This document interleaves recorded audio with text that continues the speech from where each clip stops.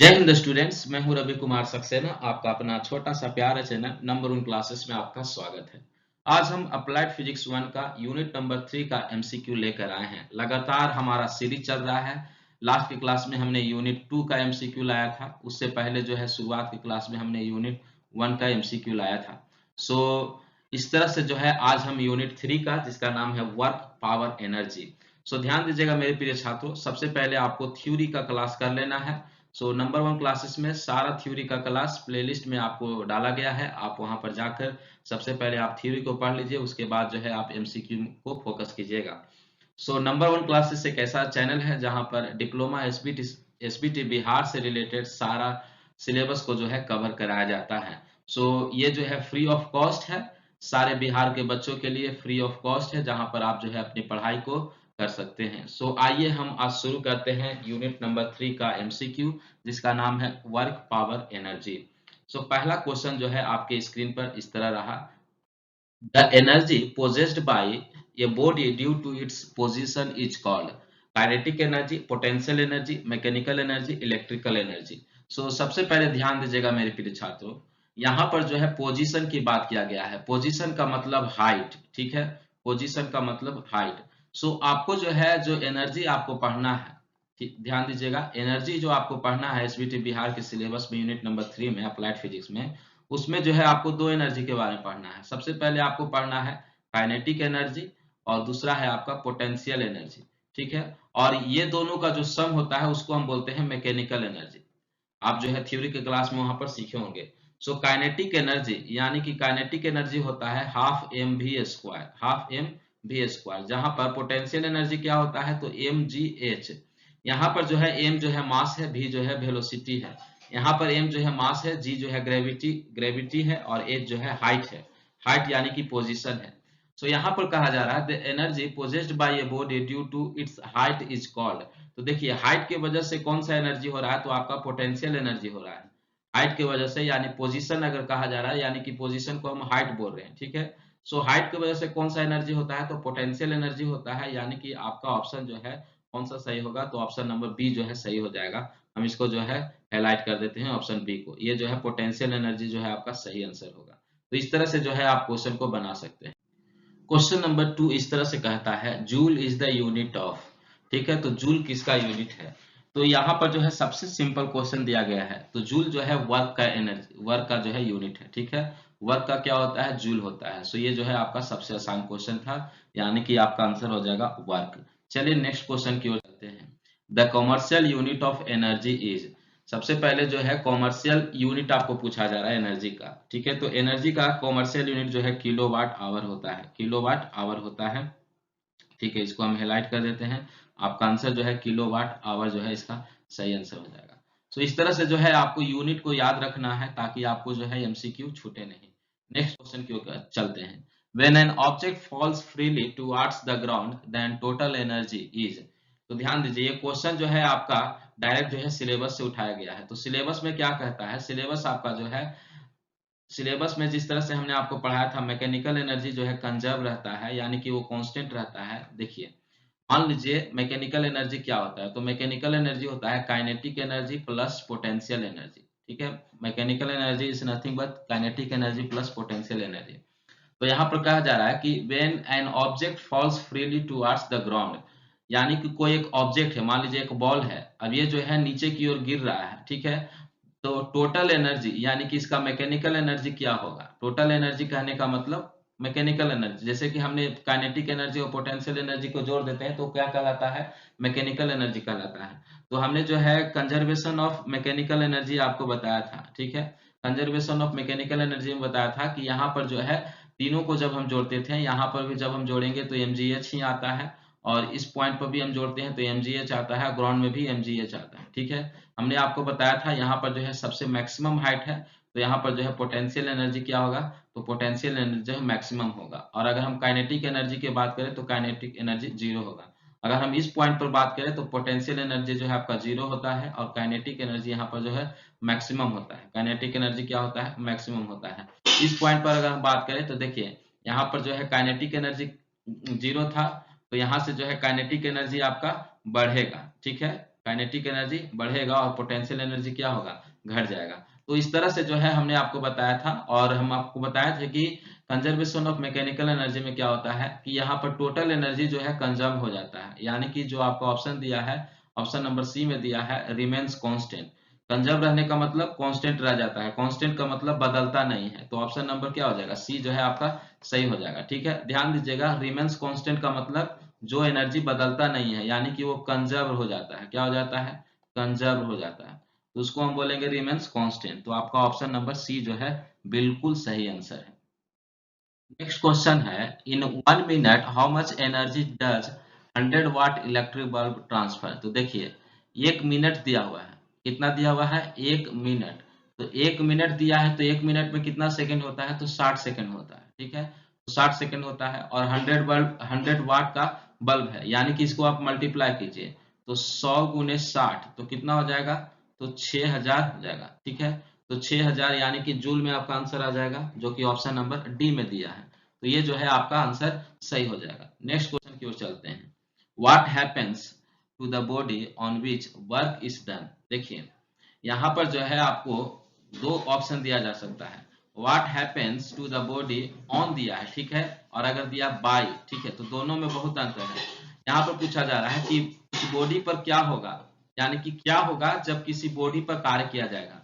तो देखिए मान लीजिए ये बॉडी है, ठीक है, अब इस बॉडी पर कार्य किया जाए, इस बॉडी पर कार्य किया जाएगा तो क्या होगा। तो इस बॉडी पर अगर कार्य किया जाएगा तो इसका एनर्जी क्या होगा, गेन होगा कि लॉस होगा, तो इसका एनर्जी जो है गेन होगा, यानी कि इसका एनर्जी क्या होगा, ये एनर्जी को प्राप्त करेगा।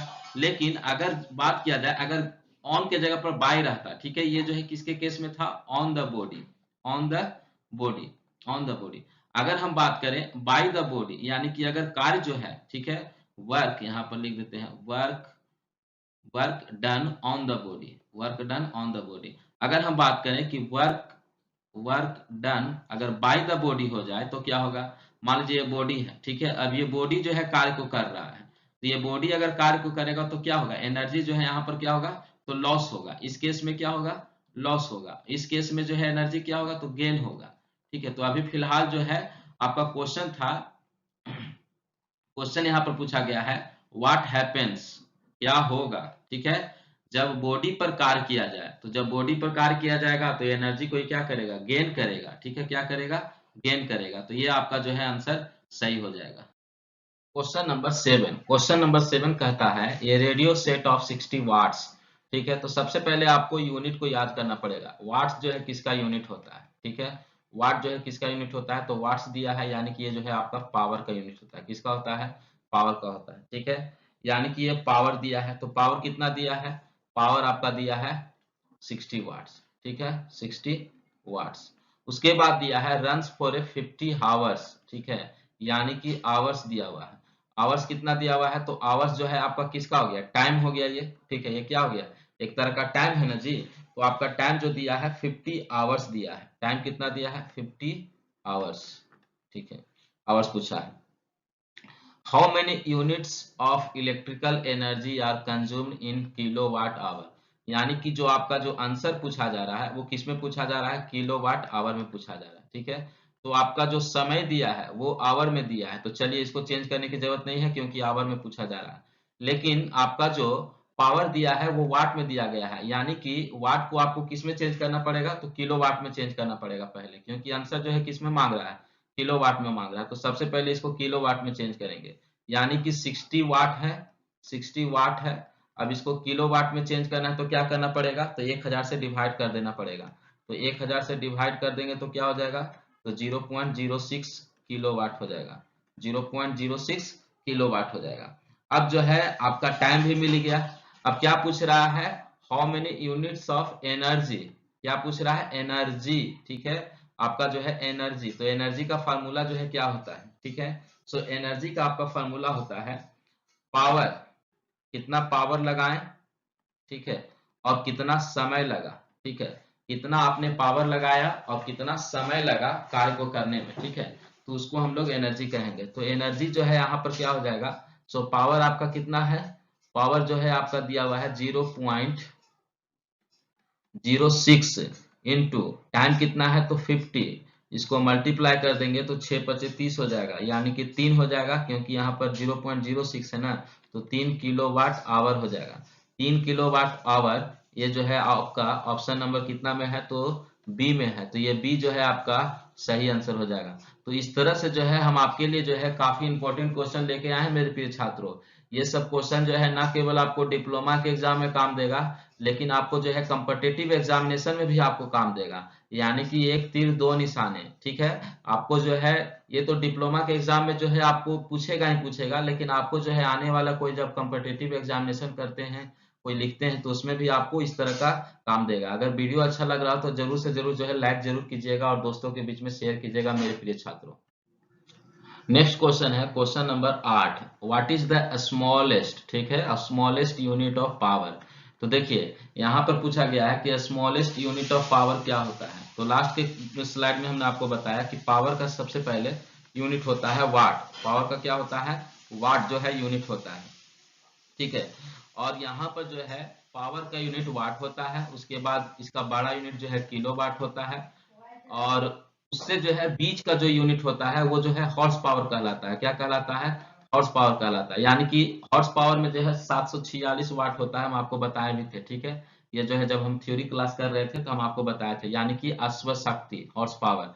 तो यहाँ पर जो है स्मॉलेस्ट यूनिट की पूछा गया है। स्मॉलेस्ट मैंने सबसे छोटा यूनिट, ठीक है। तो सबसे छोटा यूनिट जो है पावर का होता है वाट। सबसे छोटा यूनिट क्या होता है, वाट होता है, ठीक है। ये मिली वाट पर आप कभी भी आंसर नहीं लगाइएगा, आपका आंसर क्या हो जाएगा, वाट हो जाएगा मेरे प्रिय छात्रों।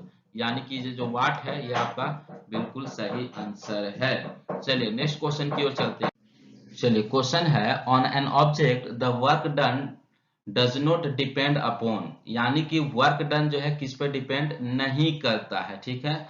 वर्क डन किस पे डिपेंड नहीं करता है। तो सबसे पहले वर्क डन का आपका फॉर्मूला क्या होता है, ठीक है। So work done equal to force, force into displacement, force into displacement. देखिए वर्क जो है क्या होता है, अगर हम कार्य की बात करें, हिंदी में भी लिख देते हैं ताकि कई छात्रों को जो हिंदी मीडियम से होंगे उनको जो है दिक्कत ना हो। कार्य बराबर, कार्य बराबर बल गुने विस्थापन होता है, बल गुने विस्थापन होता है, ठीक है। सो ये जो है अब किस पर डिपेंड नहीं करता है, ठीक है। तो सबसे पहले डिस्प्लेसमेंट पर तो डिपेंड करेगा, ठीक है। तो यानी कि ये तो गलत हो गया, ठीक है।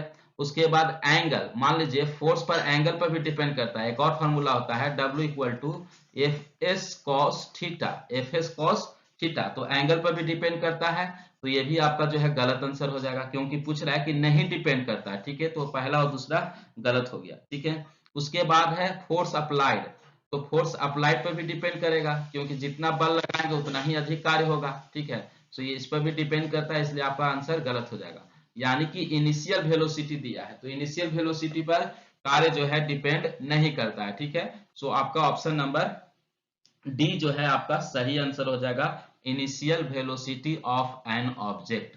नेक्स्ट क्वेश्चन है question number 10, the unit of work is joule, the other physical quantity that has the same unit, ठीक है। यहाँ पर जो है ये गलती से हो गया है, ठीक है। सो और जो है कौन सा फिजिकल क्वांटिटी है जिसका सेम यूनिट होता है।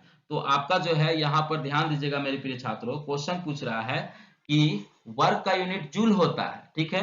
और कौन सा क्वांटिटी है जिसका यूनिट भी जूल होता है। तो एनर्जी का क्या होता है, जूल होता है। एनर्जी का क्या होता है, जूल होता है, ठीक है। जैसे देखिए पावर का क्या होता है, पावर का आपका वाट हो गया, पावर का वाट हो गया। वेलोसिटी का मीटर पर सेकेंड हो गया। फोर्स का आपका न्यूटन हो गया, फोर्स का आपका क्या हो गया, न्यूटन हो गया। तो इस तरह से जो है आप आंसर को लगा सकते हैं। मान लीजिए अगर आपको एग्जाम में नहीं आया तो आप इस तरह से करके जो है आप आंसर को लगाइएगा तो आपको सही हो जाएगा। जैसे देखिए कभी कभी क्या होता है कि क्वेश्चन जो है हमको नहीं पकड़ाता है तो हम ऑप्शन पर जाते हैं, ठीक है। मान लीजिए अगर आपको नहीं आ रहा है, सबसे पहले देखिए unit of work is joule, यानी कि वर्क का यूनिट दिया हुआ है कि जूल हो रहा है, ठीक है। वर्क का यूनिट क्या होता है, जूल होता है। तो पूछा कि कौन सा क्वांटिटी है जिसका सेम यूनिट होगा। तो सबसे पहले जैसा कि हम जानते हैं पावर का क्या होता है, तो वाट होता है, तो वाट लिख दिए। वेलोसिटी तो होगा नहीं, ये तो मीटर पर सेकेंड हो गया।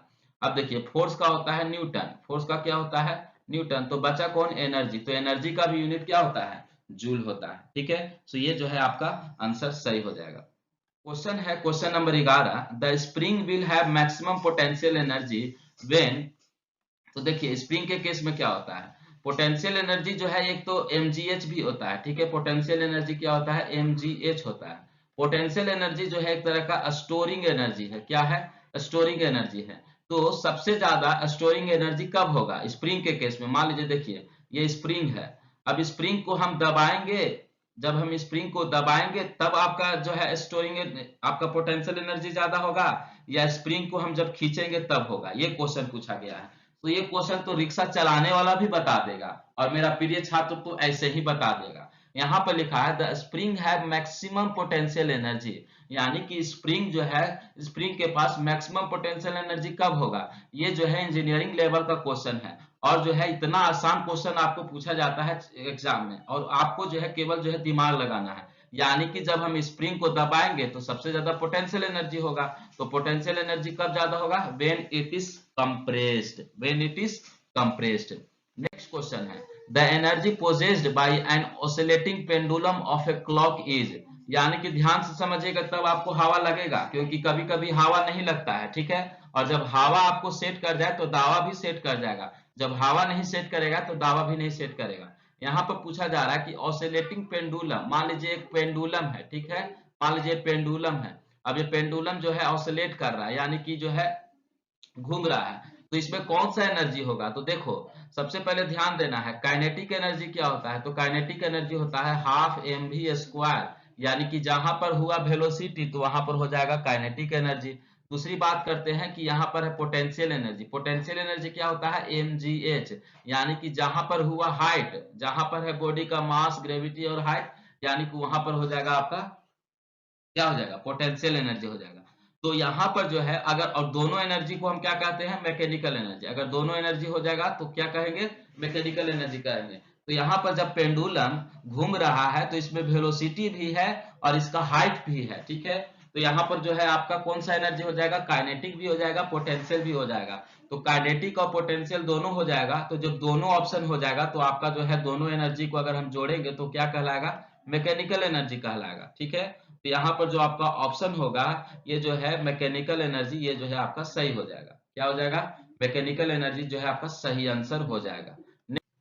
क्वेश्चन कह रहा है द ग्रेविटेशनल पोटेंशियल एनर्जी, ठीक है, कौन सा energy, potential energy of an object is due to, यानी कि देखिए पोटेंशियल एनर्जी का फार्मूला क्या होता है। तो पोटेंशियल एनर्जी का फार्मूला होता है mgh, जहां पर m क्या है तो मास है, m क्या है मास है, और g क्या है तो एक्सेलरेशन ड्यू टू ग्रेविटी है, एक्सेलरेशन ड्यू टू ग्रेविटी, और h क्या है तो हाइट है, h क्या है हाइट है। तो यहाँ पर पूछा जा रहा है कि पोटेंशियल एनर्जी जो है किसके वजह से होता है। तो आपको पता है कि पोटेंशियल एनर्जी तीन चीज की वजह से होता है, मास की वजह से होता है, एक्सेलरेशन ड्यू टू ग्रेविटी की वजह से होता है और हाइट की वजह से होता है। तो ये भी आंसर सही होगा, ये भी आंसर सही होगा, ये भी आंसर सही होगा, यानी कि इसमें ऑल ऑफ दीज आपका आंसर सही होगा, ऑल ऑफ द एबव, यानी कि इसमें से जो है उपरोक्त सभी आंसर जो है सही है आपका क्वेश्चन नंबर 13 का। क्वेश्चन नंबर 14 कहता है a ball is dropped from a height of 10 metre, ठीक है। यानी कि ध्यान से समझिएगा, ये क्वेश्चन जो है बहुत इजी क्वेश्चन है लेकिन आपको समझने का फेर है। एक बॉल को जो है 10 मीटर की हाइट से गिराया जा रहा है। मान लीजिए यहाँ पर एक बॉल है, ठीक है, और इसको जो है 10 मीटर की हाइट से आपको गिराया जा रहा है। मान लीजिए हाइट इक्वल टू 10 मीटर दिया गया है। तो पूछा जा रहा है कि it's potential energy increases and kinetic energy decreases, यानी कि ऑप्शन ए दिया है, ऑप्शन बी में आप पढ़ रहे होंगे, ऑप्शन सी भी आप पढ़ रहे होंगे, ऑप्शन डी भी आप पढ़ रहे होंगे। सो यहाँ पर पूछा जा रहा है पोटेंशियल और जो है आपका काइनेटिक एनर्जी क्या होगा। तो जब कोई बॉल को गिराया जाता है, ठीक है, जब कोई बॉल को गिराया जाता है तो देखिए आपका सबसे पहले पोटेंशियल एनर्जी की बात करें तो पोटेंशियल एनर्जी जो होता है mgh होता है, mgh होता है, यानी कि अगर हाइट बढ़ेगा तो आपका पोटेंशियल एनर्जी बढ़ेगा। तो सबसे पहले जो ऊपर में था, ठीक है, तो ऊपर में था तो आपको जो है ऊपर से जब नीचे आएगा, ऊपर से जब नीचे की ओर आएगा तो पोटेंशियल एनर्जी क्या हो जाएगा, क्योंकि हाइट घटेगा, जैसे कि बॉल को गिरा रहे हैं तो ऊपर से नीचे आएगा, तो ऊपर से नीचे आएगा तो इसका हाइट घटेगा। तो हाइट जब घटेगा तो इसका पोटेंशियल एनर्जी क्या होगा, तो पोटेंशियल एनर्जी जो है डिक्रीज होगा, ठीक है। ये एरो जो है नीचे की ओर है, यानी कि डिक्रीज होगा, यानी कि अगर हम हिंदी में लिख दे तो घटेगा, क्या होगा, घटेगा। अगर हम बात करें काइनेटिक एनर्जी का, काइनेटिक एनर्जी का फॉर्मूला होता है हाफ mv², हाफ mv²।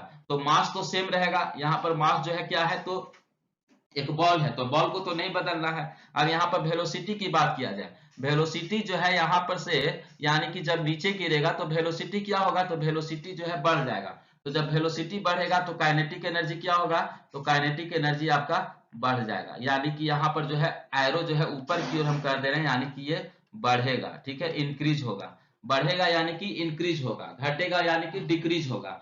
यानी कि आपको साफ साफ कहा जाए तो पोटेंशियल एनर्जी डिक्रीज होगा और काइनेटिक एनर्जी बढ़ेगा। चलिए ऑप्शन की ओर आते हैं। ऑप्शन क्या दिया है, पहला नंबर ऑप्शन में दिया है its potential energy increases, potential energy increases, यानी कि गलत। Its potential energy is equal to the kinetic energy during the fall, ये भी गलत। द पोटेंशियल एनर्जी डिक्रीजेज, यानी कि पोटेंशियल एनर्जी घटेगा एंड काइनेटिक एनर्जी इंक्रीजेस, यही तो सही है, यही तो सही है, यही तो सही है। यानी कि ऑप्शन नंबर सी जो है आपका बिल्कुल सही आंसर है मेरे प्रिय छात्रों। इस तरह से जो हम आपको कॉन्सेप्ट को क्लियर कर रहे हैं, ठीक है, चाहते तो हम इसको केवल एमसीक्यू आपको ऐसे ही दे देते, लेकिन आपको कॉन्सेप्ट को क्लियर करना है। कॉन्सेप्ट को क्लियर करके आप एमसीक्यू को मारिएगा तो उसका क्या ही अलग मजा है, ठीक है। सो इस तरह से आई होप आपको ये क्वेश्चन समझ में आ गया होगा। नेक्स्ट क्वेश्चन है, if the velocity of body is double it's kinetic energy, option दिया है गेट्स डबल, ऑप्शन बी दिया है बिकम्स हाफ, ऑप्शन दिया है does not change, option D दिया है बिकम 4 टाइम्स। तो इसको समझेंगे। देखिए जो काइनेटिक एनर्जी होता है, ठीक है, वो डायरेक्टली प्रोपोर्शनल होता है वेलोसिटी स्क्वायर का। काइनेटिक एनर्जी जो है किसका प्रोपोर्शनल होता है, तो वेलोसिटी स्क्वायर का। अब यहाँ पर पूछा जा रहा है कि काइनेटिक एनर्जी क्या होगा जब वेलोसिटी को हम डबल कर देंगे। तो डबल कर देंगे यानी कि 2 टाइम्स कर देंगे। अब इसका स्क्वायर कीजिएगा तो क्या हो जाएगा, 4 हो जाएगा, यानी कि ये 4 टाइम्स हो जाएगा, ये जो है बिकम्स 4 टाइम्स हो जाएगा। तो इस तरह से जो है आपको क्वेश्चन को सोल्यूशन करना है। ध्यान दीजिएगा, कभी कभी जो है आप इसको गूगल कीजिएगा तो गूगल में आपका जो है आंसर गलत दिया रहेगा, ठीक है। आपको गूगल में आंसर जो है हो सकता है आपको डबल दिया रहेगा, ठीक है, आपका डबल दिया रहेगा, जो कि आपका आंसर गलत है, ठीक है। आपका आंसर क्या होगा, 4 टाइम्स होगा, ठीक है। तो इस तरह से जो है आप क्वेश्चन को सोल्यूशन कर सकते हैं। क्वेश्चन नंबर 16 कहता है how much time will be required to perform 520 joule of work at the rate of 20 watt. यानी कि देखिए यहाँ पर जो है आपको टाइम पूछा गया है, क्या पूछा गया है, टाइम पूछा गया है। तो टाइम का डायरेक्ट फार्मूला नहीं होता है, यहाँ पर जो है आपको टाइम का फार्मूला निकालना पड़ेगा। जैसे कि आपका दिया है 520 जूल, 520 जूल, ठीक है। तो सबसे पहले आपको मालूम होना चाहिए कि जूल किसका यूनिट है। तो जूल जो है आपका किसका यूनिट है, तो वर्क डन का, वर्क डन का, यानी कि वर्क डन दिया है। उसके बाद यहाँ पर लिखा भी है 520 ऑफ वर्क, ठीक है, एट द रेट, ठीक है, रेट ऑफ 20 वाट, यानी कि वाट दिया है। तो वाट जो है आपका हो गया पावर का, किसका यूनिट है, तो पावर का है। आपसे पूछा जा रहा है कि टाइम कितना लगेगा, टाइम कितना लगेगा। तो यहाँ पर जो है वर्क डन का फॉर्मूला सबसे पहले आप जानते होंगे, ठीक है। वर्क डन बराबर WD, ठीक है, वर्क डन शॉर्टकट में लिख रहे हैं, वर्क डन बराबर पावर, यानी कि पावर गुने टाइम। लास्ट स्लाइड में भी हम आपको बताए थे, ये इस टाइप का क्वेश्चन आया था, तो ठीक है। तो पावर गुने टाइम, आप फार्मूला को लिख लीजिएगा कॉपी में, बिना फार्मूला को आपको बनने वाला नहीं है, ठीक है, इसलिए हम इसको बॉक्स में कर देते हैं। वर्क डन बराबर पावर गुने टाइम। अब यहाँ पर पूछा जा रहा है टाइम, तो टाइम बराबर क्या हो जाएगा, टाइम बराबर, तो टाइम बराबर आपका हो जाएगा work done, work done divided by power, work done divided by power, यानी कि वर्क डन है आपका 520 जूल और आपका पावर कितना है, तो 20, ठीक है। तो ये 0 से 0 कट गया और 26 दूनी 52, यहाँ पर आपका आंसर जो है सेकंड में आ जाएगा, जो कि ऑप्शन नंबर डी में है। तो इस तरह से जो है आप क्वेश्चन को सोल्व कर सकते हैं। ऑप्शन नंबर डी जो है 26 सेकंड सही आंसर होगा। देखिए क्वेश्चन है, ये students carry A bag of 5 kg, ठीक है, यानी कि मास दिया है, मास कितना दिया है, मास आपका दिया है 5 kg, 5 kg, ठीक है। उसके बाद ग्राउंड फ्लोर से जा रहा है और आपका हाइट दिया है 2 मीटर, ठीक है, हाइट दिया है 2 मीटर। अब यहाँ पर पूछा जा रहा है कि वर्क डन क्या होगा, ठीक है, वर्क डन क्या होगा। तो नॉर्मली जो है वर्क डन का फॉर्मूला जो है हम आपको बताए थे, WD लिख रहे हैं, यानी कि वर्क डन, ठीक है। वर्क डन का फॉर्मूला होता है फोर्स गुने डिस्प्लेसमेंट, ठीक है, फोर्स गुने डिस्प्लेसमेंट। लेकिन यहाँ पर फोर्स तो नहीं है, फोर्स की जगह पर क्या है आपका जो है, फोर्स की जगह पर मास दिया है। तो मास को सबसे पहले वेट में कन्वर्ट करेंगे। मास को किस में कन्वर्ट करेंगे? वेट को। ठीक है, तो W इक्वल टू होता है m इंटू जी। तो यहाँ पर जो है m का वैल्यू दिया है 5 kg और g होता है 9.81। तो 9.81 लेंगे तो आपका आंसर जो है यहाँ पर जो है 10 लेने से जो है आपका आंसर जो है करेक्ट आएगा, क्योंकि यहाँ पर डेसिमल में कोई आंसर नहीं है। तो इसको आप जो है 10 मान लीजिए, यानी कि 5 गुने 10 ही मान लीजिए। तो ये कितना हो जाएगा? 50 हो जाएगा। ठीक है, ये क्या हो गया? वेट हो गया। अब यहाँ पर डिस्टेंस कितना दिया है? तो यहाँ पर आपका डिस्टेंस है 2, तो 50 गुने 2, तो आपका आंसर हो जाएगा 100। ठीक है, 100 जूल, जो कि ऑप्शन नंबर सी में दिया है। तो 100 जूल जो है आपका सही आंसर हो जाएगा क्वेश्चन नंबर 17 के लिए।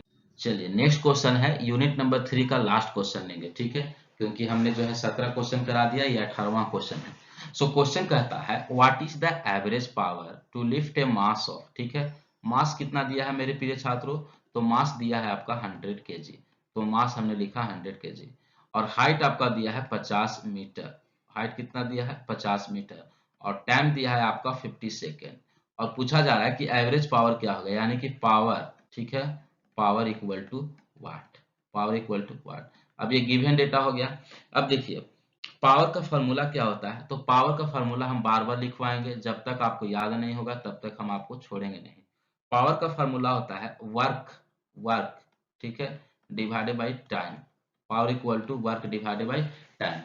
अब देखिए हमको पहले वर्क निकालना है। ठीक है, तो वर्क का फॉर्मूला यहाँ पर क्या हो जाएगा? यहाँ पर फॉर्मूला आपका हो जाएगा mgs। mgs, mgs क्यों ले रहे हैं? क्योंकि आपका जो है यहाँ पर F नहीं है, फोर्स नहीं है।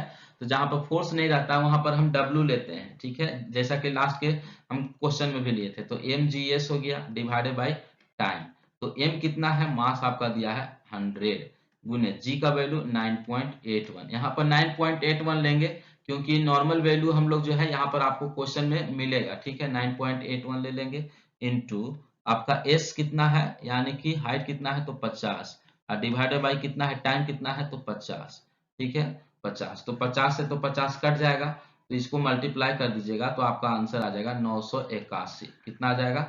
981। तो 981 जो है आपका आंसर होगा, लेकिन आपका ऑप्शन में दिया है 980। ठीक है, तो 980 दिया है तो इस को आप टिक कर दीजिएगा, यही आपका सही आंसर हो जाएगा। इस तरह से जो है हम आपको यूनिट नंबर 3 का हम पूरा एमसीक्यू करा चुके हैं। सो अगला जो है आपका यूनिट 4 का एमसीक्यू होगा अगला वीडियो में। तब तक के लिए धन्यवाद।